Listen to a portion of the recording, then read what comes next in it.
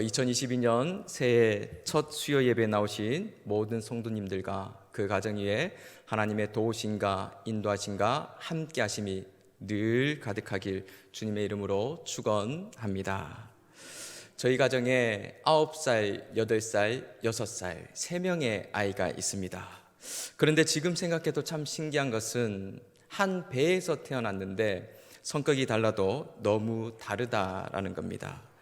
첫째 아이는 성취욕이 있어서 무엇을 할 때면 본인이 만족할 때까지 해야 되고 침착하고 차분하고 이성적입니다. 그에 반해 둘째는 소유욕이 있어서 남이 무엇을 가지면 본인도 반드시 그것을 가져야 하고 즉흥적이고 자유분방하고 포기가 빠릅니다. 마지막 셋째는 소유욕도 있고 또한 성취욕도 있습니다. 그리고 가장 중요한 것은 본인이 무언가를 해야 되면 반드시 그것을 해야 된다라는 겁니다. 몇 년 전 첫째와 둘째가 작은 방에서 블럭을 가지고 놀고 있었는데 갑자기 크게 우는 소리와 크게 웃는 소리가 들렸습니다. 깜짝 놀라서 방에 가봤더니 첫째가 블럭을 쌓고 있는데 본인이 원하는 높이까지 쌓이지 않고 계속해서 무너지는 것을 보고 마음이 속상해서 크게 울고, 또 둘째는 계속해서 블럭이 넘어지는 모습을 보며 그게 재밌다고 크게 웃고 있었습니다. 잠시 후 첫째 아이를 달래고 천천히 다시 블럭을 쌓아보라 라고 했더니 처음에는 잘 쌓아가다가 역삼각형 모양이 되어서 결국에는 본인이 원하는 높이까지 가지 않고 그대로 무너지게 되었습니다. 제가 그 모습을 보고는 니에라, 이번에는 역삼각형이 아니라 삼각형으로 잘 쌓아보자 라고 이야기를 하고 함께 쌓았습니다. 그리고 결국 무너지지 않고 본인이 원하는 높이만큼 블럭을 쌓을 수가 있었습니다. 제가 이 모습을 보면서 두 가지 생각이 들었습니다. 첫 번째는 기초를 잘 쌓아야 되고, 두 번째는 마지막까지 순서에 맞게 쌓아야 한다라는 겁니다. 어쩌면 우리의 신앙도 이와 같지 않나 생각을 해봅니다. 신앙의 기초를 잘 쌓았어도 어느 순간 하나님께서 원하시는 삶이 아닌 내 자아가, 내 의가 더 커져버리면 결국에는 중간에 우리의 신앙이 무너지게 된다라는 겁니다. 즉 신앙의 기초를 잘 쌓았다면 계속해서 하나님께서 원하시는 삶을 살아가야 마지막까지 무너지지 않고 하나님께서 원하시는 삶을 살아갈 수 있다라는 겁니다. 오늘 말씀에도 보게 되면 사도 베드로가 너희가 구원받은 하나님의 자녀인 것을 알았다면 이제는 구원받은 하나님의 자녀로서의 삶을 온전히 살아가야 된다라고 말을 하고 있습니다. 그렇다면 여러분, 구원받은 하나님의 자녀답게 사는 삶은 어떤 삶이겠습니까? 그 첫 번째는 주님께서 이 땅에 다시 오셔서 나에게 베풀어 주실 은혜를 기다리는 삶입니다. 오늘 말씀 13절입니다. 그러므로 너희 마음의 허리를 동이고 근신하여 예수 그리스도께서 나타나실 때에 너희에게 가져다 주실 은혜를 온전히 바랄지어다. 즉 주님께서 다시 오실 때 우리에게 베풀어 주실 은혜를 기다리며 살아가라 라는 겁니다.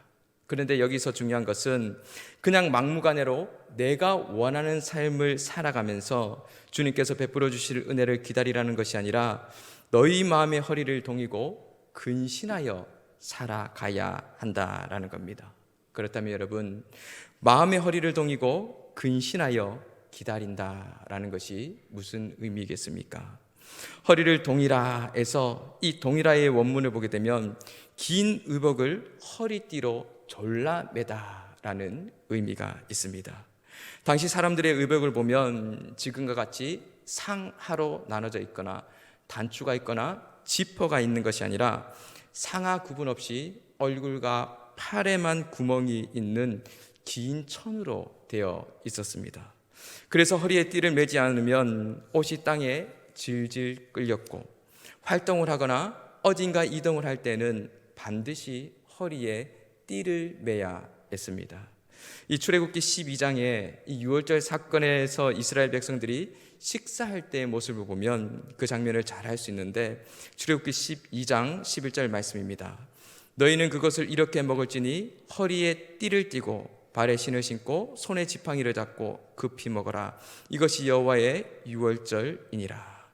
이처럼 허리에 띠를 맨다는 것은 어떠한 활동을 할 때 또는 어딘가 이동을 앞두고 또한 중요한 일을 할 때 준비 태세라는 겁니다. 즉 마음의 허리를 동이고 근신하여 기다린다는 것은 매 순간 주님이 참으로 원하시는 삶이 무엇인지 생각하고 기도하며 언제든지 다시 오실 주님을 맞이할 준비가 되어 있는 상태를 말합니다. 다시 말해 늘 하나님 나라를 바라보며 언제든지 주님이 부르실 때 하나님 나라에 갈 준비를 하고 있는 상태를 말한다라는 겁니다. 우리가 잘 알고 있는 아브라함을 보게 되면 아브라함과 조카 룻이 기르던 가축들이 늘어나자 그의 목축업자들이 매일같이 다투기 시작합니다. 그러자 아브라함이 조카 룻을 불러서 이렇게 얘기합니다. 네가 우하면 내가 자하고 네가 자하면 내가 우하겠다라고 먼저 선택권을 주게 됩니다. 그런데 인간적으로 보면 당연히 아브라함이 먼저 선택해야 되는 것이 맞습니다. 그런데 아브라함은 조카 롯에게 먼저 선택권을 주었다라는 겁니다.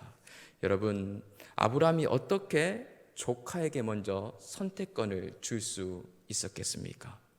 그것은 바로 아브라함이 이 땅을 바라본 것이 아니라 매 순간 주님이 참으로 원하시는 삶이 무엇인지 생각하고 기도하며 언제든지 주님이 부르시면 하나님 나라에 갈 준비, 즉 하나님 나라를 매 순간 바라보며 살았기 때문이다라는 겁니다.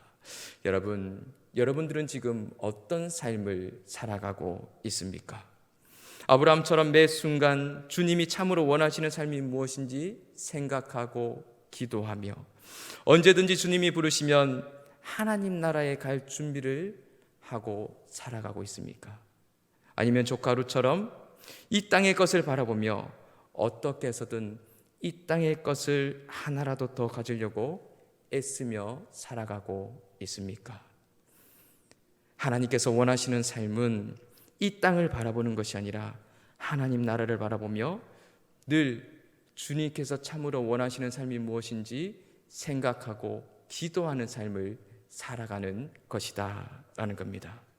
그리고 둘째로 하나님께서 원하시는 삶은 일관성 있게 겸손히 거룩한 삶을 살아가는 것입니다. 오늘 말씀 14절에서 16절 말씀에 보면 너희가 순종하는 자식처럼 전에 알지 못할 때에 따르던 너희 사육을 본받지 말고 오직 너희를 부르신 거룩한 이처럼 너희도 모든 행실에 거룩한 자가 되라. 기록되었으되 내가 거룩하니 너희도 거룩할지어다 하셨느니라. 여기서 거룩하다라는 말은 분리하다, 구별하다, 따로 놓다라는 뜻입니다. 즉 하나님을 믿지 않는 사람들과 구별된 삶, 다른 삶을 살아라라는 것입니다. 그렇다고 세상 사람들과 만나지도 말하지도 말라는 것이 아니라 어둠 속에서 빛이 존재를 드러내고 무미 건조한 데서 소금이 맛을 내는 것처럼 세상 한가운데에서 하나님의 자녀로서 찬란하게 빛을 내는 삶을 살아가라라는 겁니다. 그런데 문제는 일관성 있게 겸손히 거룩한 삶을 살아가야 하는데 시시때때로 때에 따라서 변한다라는 겁니다. 즉 세상 사람들 앞에서는 거룩한 삶을 살려고 노력을 하는데 가까운 사람, 특히 가족들 앞에서는 그렇게 살지 못할 때가 많이 있다라는 겁니다. 어느 교회에서 새가족 초청 잔치를 했다고 합니다. 생각보다 많은 사람들이 왔고 목사님께서 최선을 다해 설교를 하고 마지막에 자, 이제부터 예수님을 나의 구주로 영접하실 분 조용히 손을 들어 보시기 바랍니다 라고 이야기를 했다고 합니다. 그러자 여기저기서 손을 들었고 그때 한 여집사님이 자신 옆에 앉아있던 남편의 옆구리를 찌르면서 여보, 당신도 손을 들어보세요 라고 조용히 이야기했다라고 합니다. 그러자 남편이 아무 반응도 하지 않고 전혀 손을 들지 않았다라고 합니다. 모든 예배가 끝나고 집으로 돌아오는 차 안에서 아내가 남편에게 서운한 표정을 지으며, 아니 남들도 다 손을 드는데 당신도 손 한번 들어주지 왜 안 들어줬어요? 라고 이야기를 하자 남편이 이렇게 대답했다라고 합니다. 여보, 지금까지 당신은 기독교인으로 나는 일반인으로 살았어. 그런데 그동안 당신의 생활을 보면 나와 다를 것이 하나도 없었어. 내가 술을 마시면 당신도 술을 마시고, 내가 화를 내면 당신도 화를 내고, 내가 거짓말을 하면 당신도 거짓말을 하고, 내가 욕을 하면 당신도 욕을 했어. 이처럼 당신과 나의 생활이 전혀 다를 바가 없는데 내가 무엇 때문에 기독교인이 되어야 되겠소? 그러자 아내가 아무 말도 하지 못했다라고 합니다. 며칠 전에 저희 아내와 사소한 일로 다툰 적이 있습니다. 사실 다투지 않아도 되는 일인데 어쩌다 보니까 다투게 되었고, 제 목소리가 점점 커지면서 화를 내게 되었습니다. 그러자 그 옆에서 지켜보고 있던 첫째 아들이 갑자기 저에게 이런 말을 했습니다. 아빠는 교회 권사님께 전화가 오면 네 권사님 하하하하 그렇게 웃으면서 이야기를 하는데 왜 엄마한테는 지금 이렇게 화를 내는 거야? 엄마가 권사님이라 생각하고 엄마한테도 웃으면서 이야기해봐 라고 이야기를 하는데 제가 얼마나 부끄럽든지 아무 말도 하지 못했습니다. 그리고 거룩한 삶을 살아가는 데 있어서 중요한 것이 한 가지 더 있습니다. 그것은 바로 겸손히 거룩한 삶을 살아가야 한다라는 겁니다. 얼마 전에 유튜브를 통해서 새롭게 하소서라는 프로그램을 보게 되었습니다. 이 새롭게 하소서라는 프로그램은 유명한 기독교인들 혹은 목회자들이 나와서 간증을 하는 프로그램입니다. 한 번은 이 개그 콘서트에서 큰 인기를 얻었던 개그맨 오지연 씨 부부가 나와서 간증을 했습니다. 이름을 얘기하면 잘 모르실 텐데 그 한 번씩 TV에서 나 민이라고 해 하는 이게 좀 말하기는 그렇지만 누가 봐도 참 못생긴 그런 개그맨입니다. 그런데 이 오지연 씨 부부가 자신들은 거룩한 삶을 살기 위해 거의 24시간 예배를 드린다고 합니다. 집에서는 힘드니까 24시간 예배 드리는 교회에 가서 거의 살다시피 하면서 몇 년을 그렇게 지냈다라고 합니다.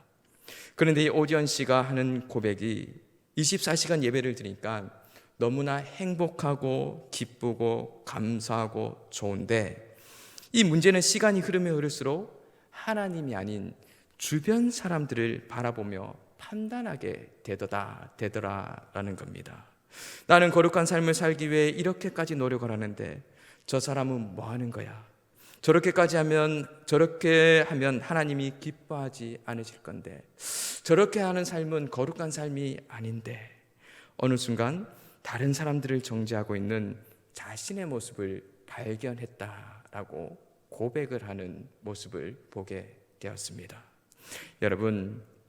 여러분들의 삶은, 여러분들의 신앙은 지금 어떤 것 같습니까? 늘 일관성 있게 겸손히 거룩한 삶을 살아가고 있습니까? 아니면 때에 따라 거룩한 삶을 살아가고 있습니까?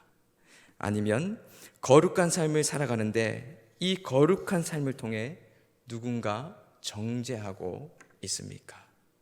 하나님께서 원하시는 삶은 늘 일관성 있게 겸손히 거룩한 삶을 살아가는 것입니다. 마지막 셋째로 하나님께서 원하시는 삶은 하나님의 두려움으로 세상의 두려움을 이기는 삶을 살아가는 것입니다. 코로나 이전에는 그리스도인으로 산다는 것이 전혀 문제가 되지 않았습니다. 모든 사람들 앞에 떳떳하게 나는 그리스도인입니다. 나는 어느 교회 다닙니다. 오히려 자랑스럽게 이야기를 했습니다. 그런데 코로나 이후 그리스도인으로서 산다라는 것이 참 쉽지 않게 되었습니다. 교회에서 확진자라도 나온다고 한다면 혹시나 밀접 접촉은 하지 않았는지, 나로 인해 가정, 직장, 아이들이 다닌 학원 등 모든 것이 마비가 되지는 않을까라는 생각에 두려운 마음이 들 때가 있다라는 겁니다. 오늘 말씀의 상황도 보면 로마의 지배하에 이루어진 정치적인 억압과 압제로 인하여서 그리스도인으로서 산다는 것이 그 어느 때보다 힘들고 어렵고 두려운 상황이었습니다. 그러나 이러한 현실 속에서 사도 베드로는 17절에 외모로 보시지 않고 각 사람의 행위대로 심판하시는 이를 너희가 아버지라 부른즉 너희가 나그네로 있을 때를 두려움으로 지내라 라고 권면을 합니다. 즉 하나님을 두려워하는 마음으로 세상의 위협으로 인한 두려움을 이겨라 라는 겁니다. 세상은 사회적 신분, 지위, 권위, 재산 등 외모로 사람을 판단합니다. 그러나 하나님은 우리가 이 땅에서 어떠한 삶을 살았는지 우리의 행함에 따라 판단하신다라는 겁니다. 여러분, 사람이라면 누구나 하나님께서 정해놓으신 때에 모두 다 죽음을 맞이하게 됩니다. 아무리 돈이 많은 사람도, 권력이 있는 사람도, 명예가 있는 사람도, 건강하고 외모가 출중한 사람도 하나님께서 부르시면 모두 다 죽음을 맞이하게 된다라는 겁니다. 그리고 하나님을 믿지 않는 사람들은 당연히 지옥에 가지만 우리 그리스도인들은 하나님 나라에 들어가게 됩니다. 그리고 그것이 끝이 아니라 하나님 앞에서 자신의 행위대로 판단을 받게 된다라는 겁니다.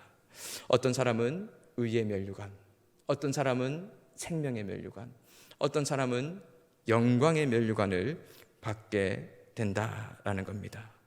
그리고 더 중요한 것은 그곳에서 더 이상 죽음이 없는 영원한 삶을 살아가게 됩니다. 여러분은 하나님 나라에 갔을 때 하나님 앞에 서서 어떤 면류관을 받으실 것 같습니까? 제가 생각하기에는 아마도 여기 계신 분들은 하나님께서 주시는 최고의 면류관, 의의 면류관, 생명의 면류관, 영광의 면류관을 받지 않을까 생각해 봅니다. 여러분, 그리스도인이 가장 힘든 것이 무엇인지 아십니까? 그리스도인 자체가 힘든 것이 아니라 그리스도인으로서 그리스도인답게 이 땅을 살아나간다는 것이 가장 힘듭니다. 그리고 중요한 것은 내가 아무리 그리스도인으로서 이 땅을 살아가더라도 사람들에게 당신은 그리스도인입니다 라고 증명된 삶을 살아가야 한다라는 겁니다. 2022년 새해에도 여전히 코로나뿐만 아니라 경제, 정치, 안보 모든 것이 불안한 가운데 있습니다. 그러나 이럴 때일수록 구원받은 하나님의 자녀는 세상을 두려워하는 것이 아니라 하나님의 자녀로서 마지막까지 하나님께서 원하시는 삶을 살아가야 한다라는 겁니다. 오늘 사도 베드로가 권면했던 것처럼 매 순간 주님이 참으로 원하시는 삶이 무엇인지 생각하고 기도하며 언제든지 다시 오실 주님을 맞이할 준비를 하고 또한 일관성 있게 겸손히 거룩한 삶을 살고 무엇보다 하나님의 두려움으로 세상의 두려움을 이기는 삶을 살아 세상의 빛과 소금의 역할을 감당할 뿐만 아니라 주님이 이 땅에 오셨을 때 혹 우리가 하나님 나라 갔을 때 하나님 앞에서 의의 면류관, 생명의 면류관, 영광의 면류관을 다 받아 누리시면서 영원한 삶을 살아가는 우리 남산의 모든 성도님들의 삶이 될 수 있길 주님의 이름으로 축원합니다. 기도하겠습니다. 참 좋으신 하나님 아버지 감사합니다. 2020년 새해 첫 수요 예배 우리 사랑하는 남산의 성도들이 모여 하나님을 온전히 바라보며 의지하며 하나님 아버지 앞에 겸손히 예배를 드립니다. 하나님 그런 것 같습니다. 우리가 그리스도인이 되었다는 것 이것이 힘든 것이 아니라 그리스도인으로서 그리스도인답게 살아간다는 것이 너무나 힘들고 어려운 상황 가운데 살아가고 있습니다. 그러나 하나님 그리스도인 정말 하나님이 나에게 먼저 찾아오셔서 너는 내 것이라 말씀하셔서 구원받은 하나님의 백성으로서 그리스도인으로서 그리스도인답게 온전히 살아가는 우리들이 되게 하여 주시옵소서. 오늘 말씀에 나온 사도 베드로의 권면처럼 어떠한 상황과 형편 가운데서도 늘 주님이 참으로 원하시는 삶이 무엇인지 생각하고 기도하며 언제든지 주님이 부르실 때, 또한 주님이 이 땅에 오셨을 때 당당히 하나님 앞에 설 수 있는 우리들이 되게 하여 주시고, 또한 일관성 있게 겸손히 거룩한 삶을 살며 하나님의 두려움으로 세상의 두려움을 이기는 우리 모두의 삶이 되어질 수 있도록 주여 인도하여 주시옵소서. 그로 인하여서 어둡고 힘든 이 세상 속에 빛과 소금의 역할을 감당하며 하나님의 백성으로서 하나님의 백성다운 삶을 온전히 증명하며 나아갈 수 있는 우리 모든 성도들의 삶이 되어질 수 있도록 은혜 위에 은혜를 더하여 주시옵소서. 감사드리며 살아 역사하시는 우리 주 예수 그리스도 이름으로 기도드리옵나이다. 아멘.